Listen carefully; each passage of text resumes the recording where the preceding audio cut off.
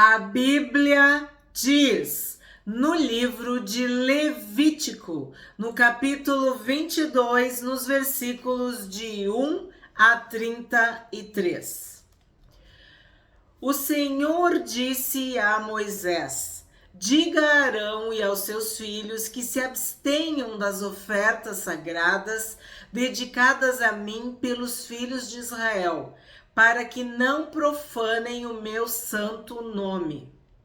Eu sou o Senhor.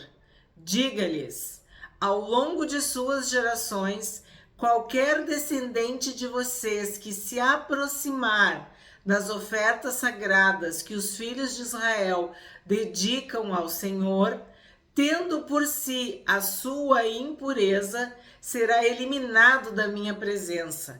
Eu sou o Senhor. Então, as ofertas são dedicadas a Deus. Quem tocar, quem se apropriar,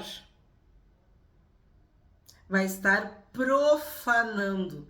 Isso será uma profanação. E a profanação era punida, era castigada com a morte. 4. Ninguém da descendência de Arão que for leproso ou tiver fluxo comerá das ofertas sagradas até que esteja puro. Tratamos deste assunto dos fluxos corporais, dos fluxos habituais, naturais do corpo humano, tanto masculino quanto feminino, naquele vídeo que falava sobre as impurezas. Vídeo esse que o meu marido, Alexandre Correia, participou comigo. Se tu não assistiu, eu te convido a assistir. Muito importante, muito esclarecedor. E aqui volta a ser falado, volta a ser mencionado a questão do fluxo.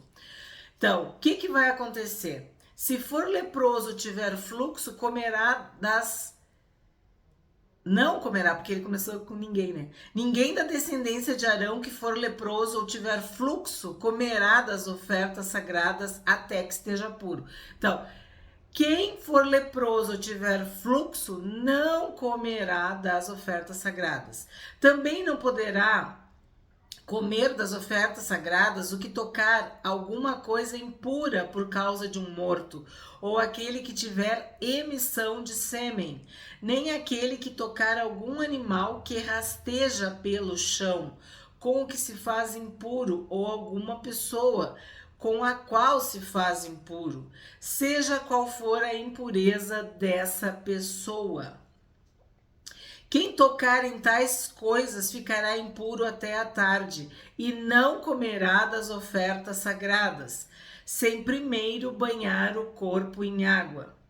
Depois do pôr do sol estará puro, e poderá comer das ofertas sagradas, porque este é o seu alimento.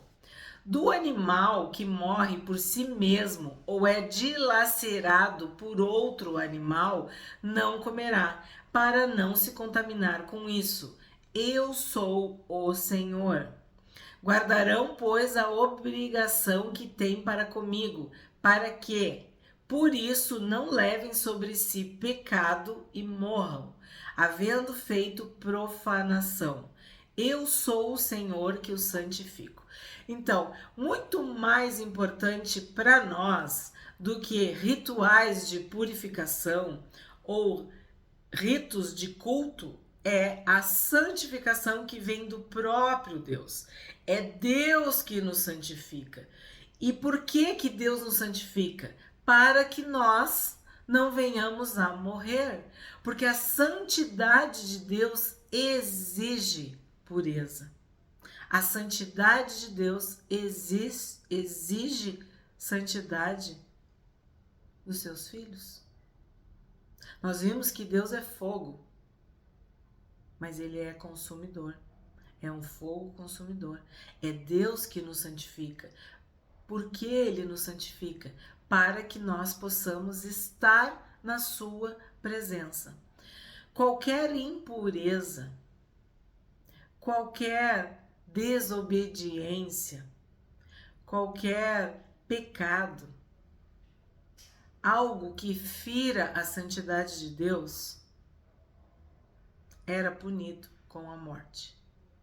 E por que Jesus suportou a ira de Deus?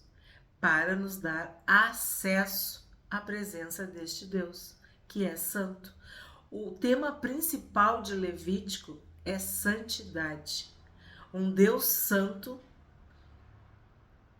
criando, forjando, treinando, fazendo com que o seu povo seja santo. 10. Nenhum estrangeiro poderá comer das ofertas sagradas, nem o hóspede do sacerdote, nem o seu trabalhador diarista poderão comer das ofertas sagradas. Mas, se o sacerdote comprar algum escravo com o seu dinheiro, este poderá comer delas. Os que nascerem na casa do sacerdote, estes poderão comer do seu pão. Se a filha do sacerdote se casar com um estranho, ela não poderá comer da oferta das coisas sagradas. Mas, se a filha do sacerdote for viúva ou divorciada e não tiver filhos e tiver voltado à casa de seu pai, como na sua mocidade, poderá comer do pão de seu pai, mas nenhum estranho poderá comer deste alimento. Então, mais uma vez, o que nos interessa? O que fica para nós? Nenhum estranho poderá participar. Nós somos estranhos, inimigos da cruz de Cristo, criaturas de Deus. Mas a todos quanto receberam o Filho de Deus, o Senhor Jesus, a todos quanto o receberam, deu-lhes o poder de serem feitos filhos de Deus, a saber, aos que creem no seu nome, aos que têm as suas vestes lavadas pelo sangue do Cordeiro Imaculado. Quando tu te torna filho, quando tu te torna filha, tu não é mais estranho. Um filho, ele fica à vontade na casa do pai. Uma filha fica à vontade, confortável, feliz na casa do pai. Então, nenhum estranho vai participar. Que não tiver o nome do Senhor Jesus, que não tiver o sangue do Senhor Jesus, vai ser estranho. Vai estar fora da aliança, fora da promessa, fora da família, fora da linhagem. Nós recebemos o Senhor Jesus, nós entregamos a nossa vida para Jesus. Ele entrou no nosso coração, na nossa alma, no nosso espírito, na nossa vida. Nós entregamos tudo o que temos, tudo o que somos para Jesus. E Ele faz o quê? Ele nos salva, perdoa os nossos pecados e prepara uma mesa, nos assegura, nos reserva um lugar à mesa com Ele. Nós somos convidados e convidadas a participar da mesa do Senhor. Então nós não somos mais estranhos. Éramos estranhos, éramos pecadores, éramos inimigos. Agora somos filhos e filhas. Então, essa palavra é muito forte. Nenhum estranho poderá comer, poderá participar. Nenhum estranho vai sentar à mesa do rei. Lembra daquela parábola dos que não tinham as vestes nupciais, que haviam sido convidados, mas não estavam vestidos a caráter? Pois bem, esses foram expulsos. Nós temos o sangue de Jesus sobre as nossas vidas e isso nos permite participar. Isso nos permite estar na presença de Deus. 14. Se alguém, por engano, comer a oferta sagrada, deverá acrescentar a ela a sua quinta parte. e a dará ao sacerdote com a oferta sagrada. Os sacerdotes não devem profanar as coisas sagradas que os filhos de Israel oferecem ao Senhor, pois assim os fariam levar sobre si a culpa da iniquidade, comendo as ofertas sagradas, porque eu sou o Senhor que os santifica. Então, de novo, qual é a ênfase? Qual é o tema central, a importância, o principal que nós temos aqui? Que é o Senhor Deus quem nos santifica. A santificação não vem de obras mortas. A santificação vem de um Espírito que é santo, que habita em nós, que faz a obra de dentro para fora, produz frutos dignos de arrependimento, produz o fruto do Espírito Santo. Tudo isso indica que é algo interno, pessoal, íntimo, intransferível. Então, um sacerdote que profana as ofertas sagradas, ele vai levar a culpa da iniquidade. E sim, infelizmente, nós sabemos, ao longo da Bíblia, ao longo da história e atualmente, de sacerdotes que não zelam pelas coisas sagradas. Sacerdotes que não foram santificados de dentro para fora.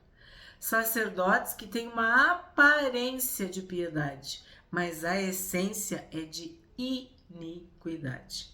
A santificação, ela vem de Deus. É o próprio Deus que nos santifica. E sem santidade, ninguém verá o Senhor.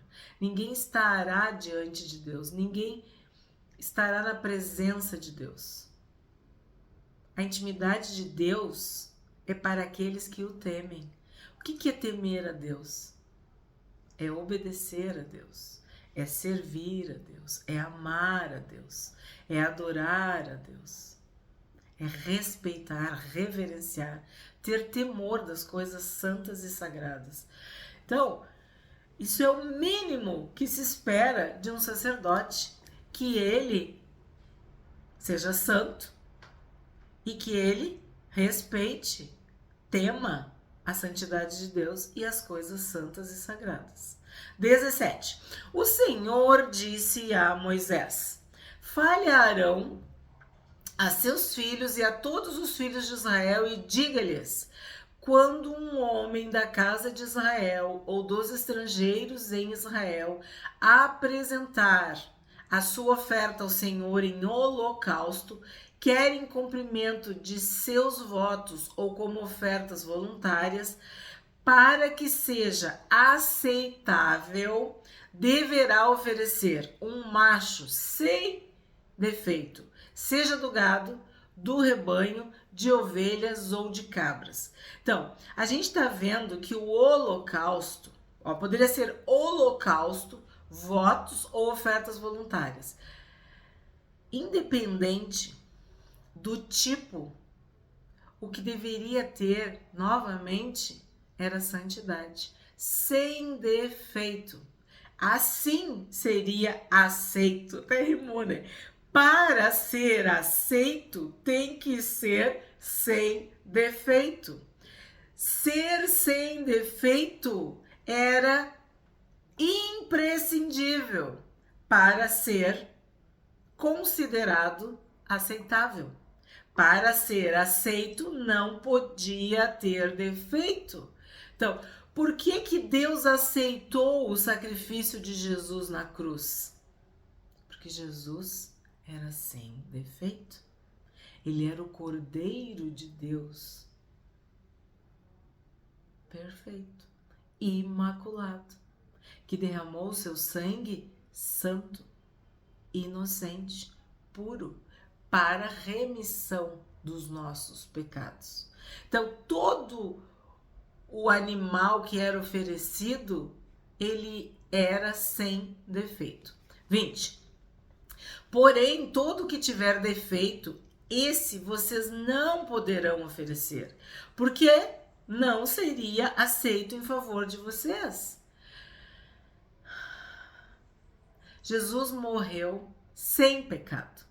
Jesus venceu as tentações. A Bíblia diz que ele em tudo foi tentado, mas sem pecado, sem defeito. Quando alguém oferecer sacrifício pacífico ao Senhor, quer em cumprimento devoto ou como oferta voluntária do gado ou do rebanho, o animal deve ser sem defeito para ser aceitável. Nele não poderá haver defeito nenhum. Então tu percebe a ênfase, a repetição. O animal deve ser sem defeito. Não poderá haver defeito nenhum. Está sendo dita a mesma coisa, só que de formas diferentes. Para quê? Para dar ênfase, para repetir, para reiterar, para agravar, para deixar claro, para não ter dúvida. O cego, aleijado, mutilado, ulceroso, sarnoso ou cheio de feridas na pele, vocês não os devem oferecer ao Senhor, e deles não devem apresentar como oferta queimada ao Senhor sobre o altar. Então, para Deus o melhor, para Deus as primícias, para Deus tem que ser santo, tem que ser perfeito, sem defeito. 23. Porém, novilho ou cordeiro desproporcionados vocês poderão oferecer por oferta voluntária, mas não será aceito se for para cumprir um voto. Não ofereçam ao Senhor animal que tiver os testículos machucados, moídos, arrancados ou cortados. Não façam isso em sua terra. Também da mão de um estrangeiro, nenhum desses animais vocês poderão oferecer como pão do Deus de vocês, porque são corrompidos pelo defeito que há neles. Não serão aceitos em favor de vocês. Olha que interessante. Quem tem ouvidos, ouça o que o Espírito diz às igrejas. Então, o que o Espírito Santo está falando aqui conosco? Serão corrompidos pelo defeito que há neles.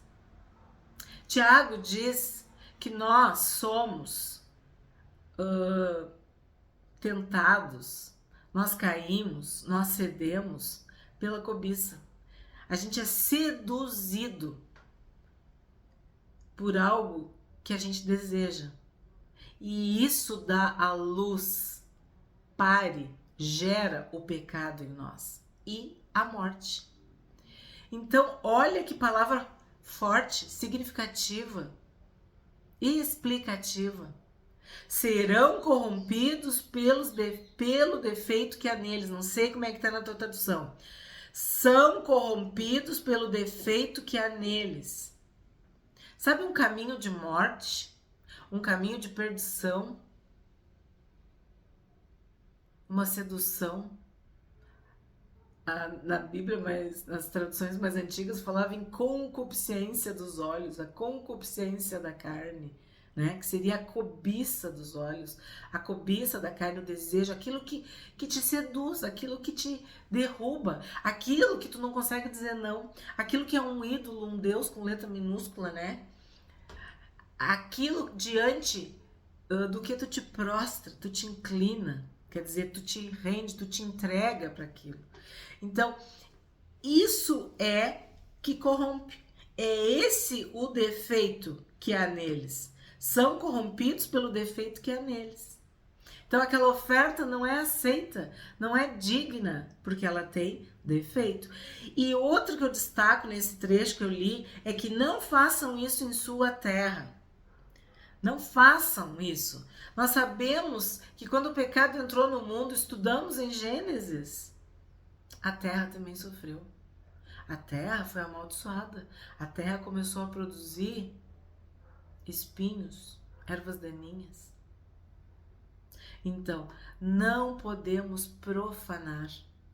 Não podemos oferecer nada dilacerado, incompleto, destruído, corrompido, defeituoso, porque a nossa adoração tem que ser em espírito e em verdade. Deus espera, Deus busca, Deus procura verdadeiros adoradores que o adorem em espírito e em verdade.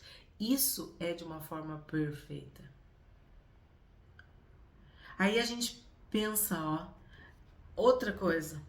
São corrompidos pelo defeito que há neles. Judas era um dos 12. Foi escolhido pelo Senhor Jesus depois de uma noite inteira de oração.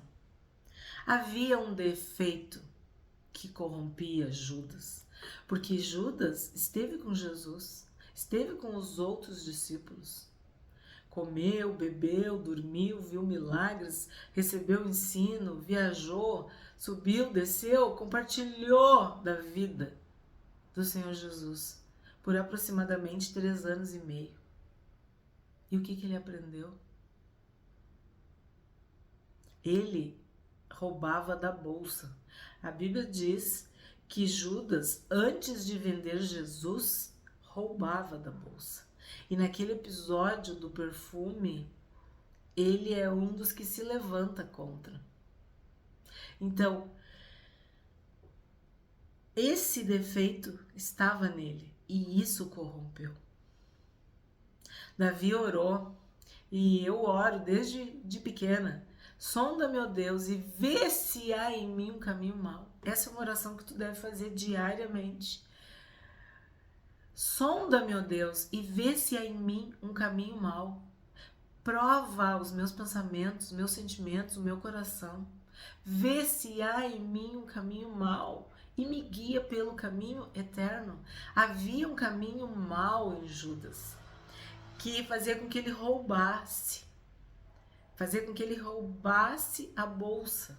Quer dizer, ele era o tesoureiro, ele roubava as ofertas, ele roubava, ele era ladrão. E o que significa isso? Este caminho corrompeu ao ponto, depois dele vender o Senhor Jesus, trair o Senhor Jesus. E vamos mais longe, e Satanás, né, o diabo, ele era o sinete da perfeição. Só que o que a Bíblia diz? Foi achada iniquidade nele. Havia um caminho mau. Ele quis ser igual a Deus. Ele se ensoberbeceu. O orgulho, a vaidade. Então nós devemos orar pedindo para que Deus nos livre deste caminho mau. Dessa corrupção. São corrompidos pelo defeito que há neles, e assim não serão aceitos. Então, Judas não foi aceito. Satanás não foi aceito. Estou lembrando de outro, Saul. Saul, o que ele queria? O trono, a coroa. Ele não estava preocupado com Deus. Ele não estava interessado em obedecer a Deus, mas ele queria permanecer no trono. E o que a Bíblia diz? Que Deus rejeitou Saul. Deus rejeitou Caim. São tantos exemplos que a gente pode, neste versículo de Levítico, lembrar, estudar, prestar atenção. São corrompidos pelo defeito que há neles.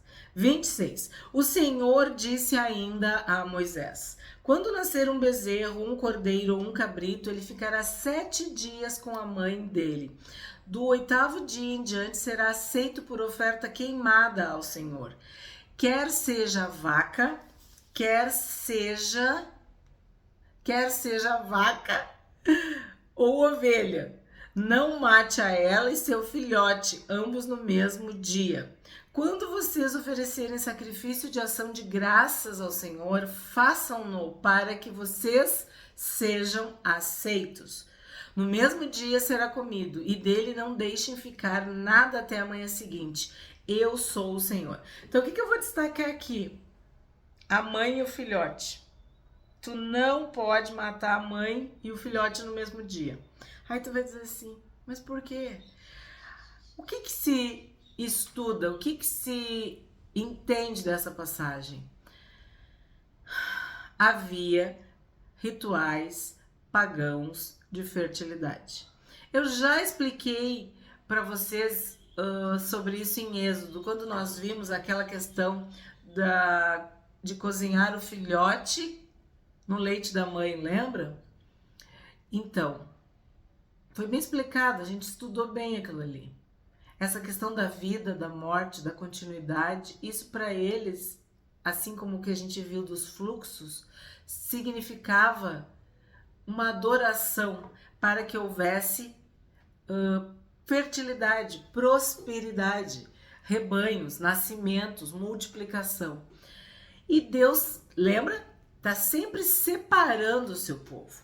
O conceito de santificação, de santidade, é se separar das nações pagãs, se separar dos rituais pagãos, se separar desses deuses, divindades, ídolos, se afastar, separar. O meu povo é santo, é separado, é consagrado, é de outro jeito. Então, é bem provável que isso era uma prática pagã das nações ao redor. E Deus não queria que o povo dele, o seu povo santo, fizesse igual. Porque é Deus que santifica o povo. Então é Deus que dá as coordenadas, é Deus que dá as diretrizes, as normas, as leis, as regras. E ele estava dizendo que não era para fazer isso. E acredita-se que é por esse motivo. 31. Guardem e cumpram os meus mandamentos. Eu sou o Senhor. Não profanem o meu santo nome, mas serei santificado no meio dos filhos de Israel. Eu sou o Senhor que os santifico, que os tirei da terra do Egito para ser o Deus de vocês. Eu sou o Senhor. Eu vou repetir porque a leitura não ficou boa. Guardem e cumpram os meus mandamentos, eu sou o Senhor. Não profanem o meu santo nome, mas serei santificado no meio dos filhos de Israel. Eu sou o Senhor que os santifico, que os tirei da terra do Egito para ser o Deus de vocês. Eu sou o Senhor. Então, o resumo deste capítulo 22 de Levítico é: Deus nos santifica. Quem nos santifica é Deus, é o próprio Deus. Sede santos, porque eu, o Senhor, o Deus de vocês, sou santo. Então, eu sou o Senhor que os santifico.